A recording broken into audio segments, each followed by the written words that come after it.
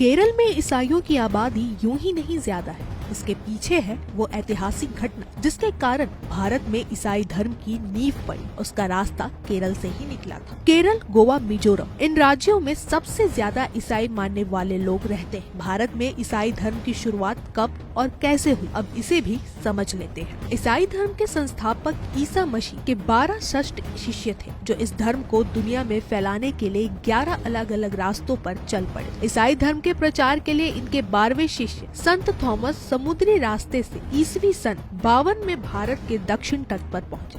वो जिस दौर में भारत आए उस समय यहाँ चोल वंश का साम्राज्य फैला हुआ था। उनकी भारत यात्रा की शुरुआत केरल के मालाबार तट से हुई। वो केरल और तमिलनाडु में 20 साल तक रहे। सेंट थॉमस ने भारत के पलायूर में चर्च की स्थापना की और धर्म स्थल की तरह प्रचारित किया।